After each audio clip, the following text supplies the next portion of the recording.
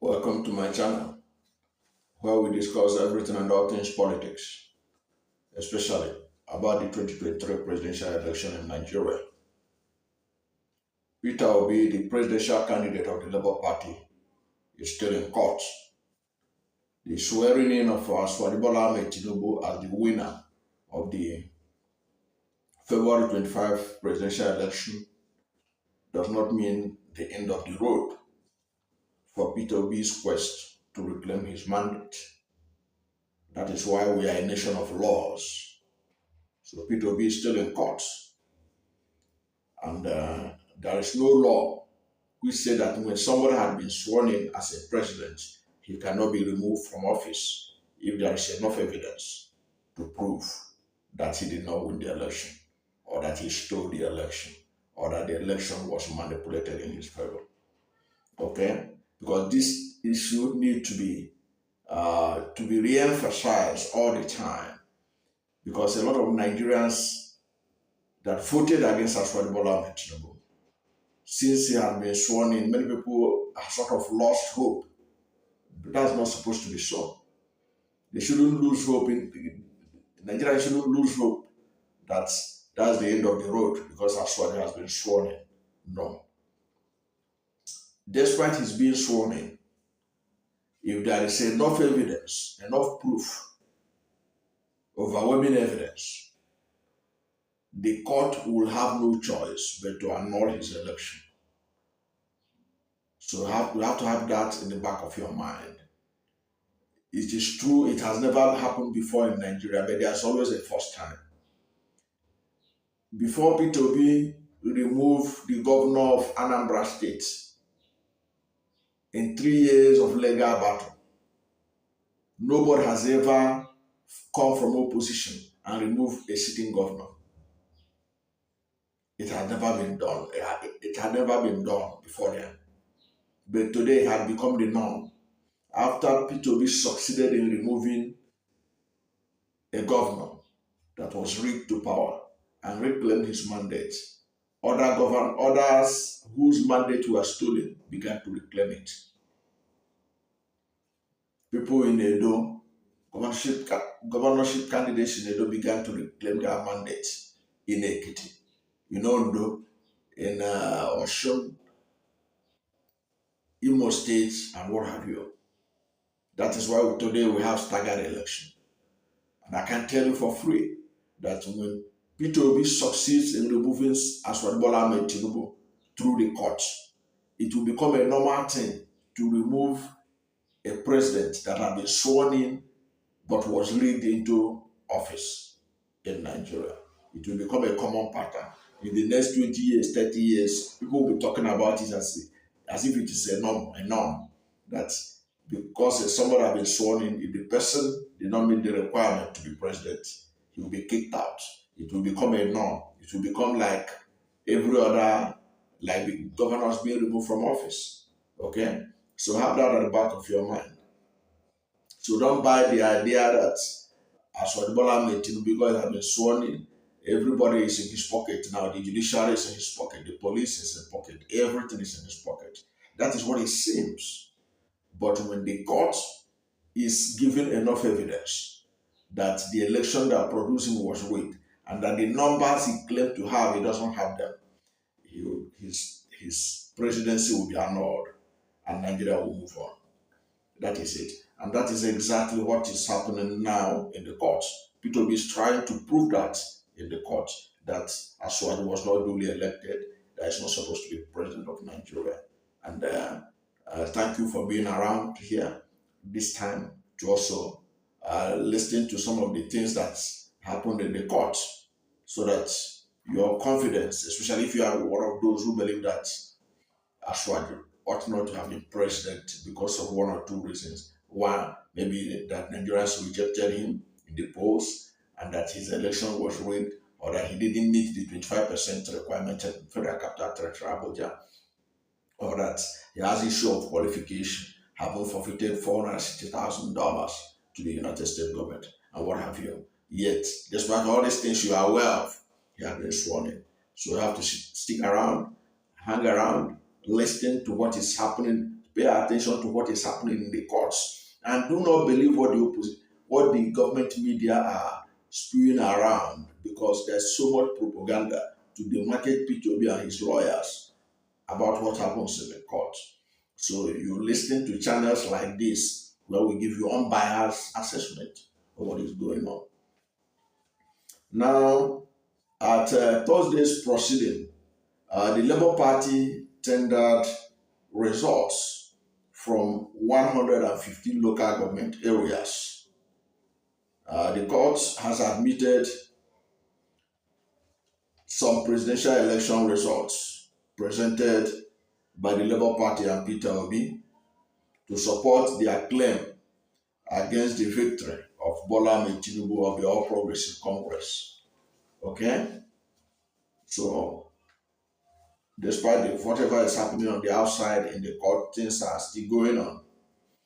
At the hearing presided over by Justice Haruna Samani on Friday, lead counsel to Obi informed the court that he had a schedule of more evidence which they desired to tender before the court.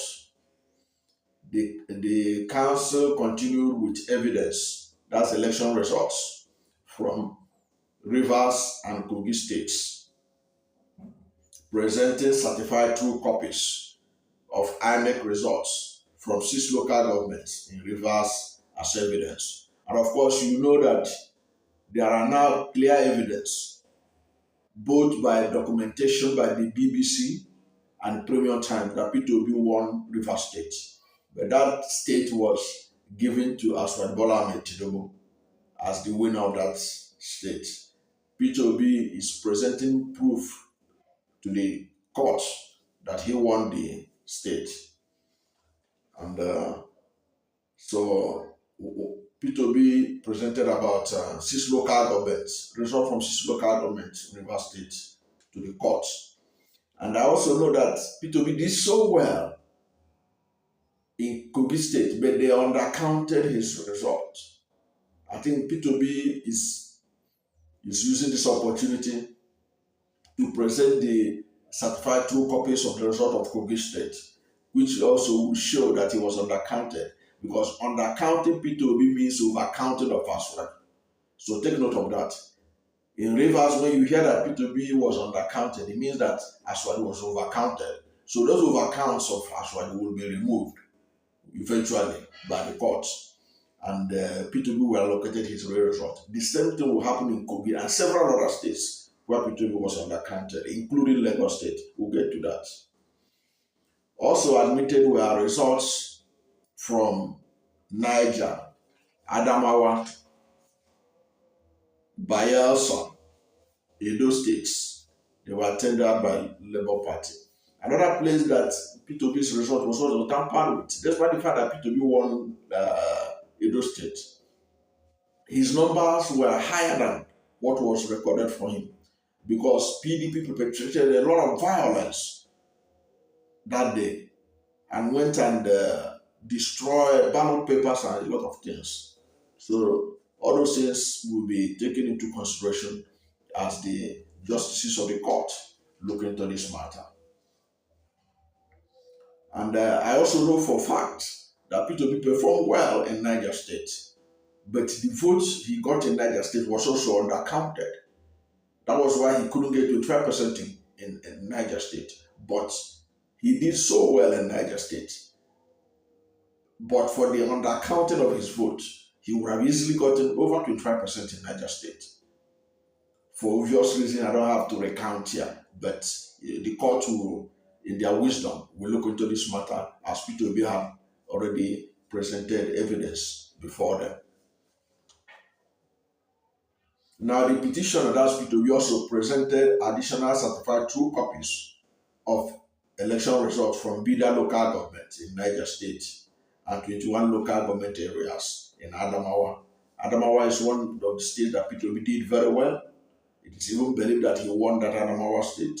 So he has presented boxes of certified true copies of the results in some of the local governments to show the true expression of the votes of the people of Adamawa State. Of course, after P2B's lawyers presented all these things, there were objections by the first, second, and third respondents. Where you're talking about by tinubu, APC, and INEC. So they objected to the admissibility of the evidence. However, the court, despite their protest, admitted the documents as evidence while awaiting the arguments of the respondents who were opposed to the admissibility of the documents. Now, another additional documents by the petitioners are from 8 local government areas. By the petitioner, when I say petition, I'm talking about Peter Obi. 8 local government areas in Bayelsa State, and then 31 local government areas in Oyo, and 18 local government areas in Edo State. So Peter Obi is also challenging the results in Oyo State. Oyo State is in southwest Nigeria. Southwest Nigeria had a lot of pro-Peter Obi supporters.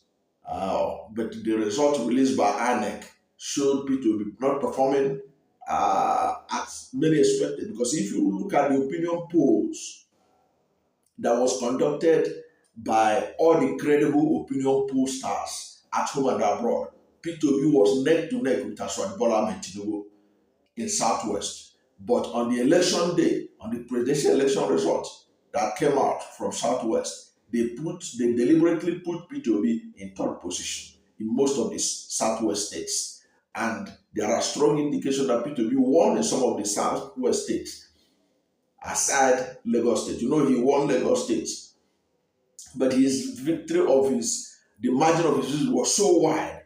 Now, Peter Obi has also presented certified 2 copies of result of Lagos State to show the appeal court that actually the result allocated to him was too small compared to his actual report. So he was undercounted also in Lagos and many Southwest states.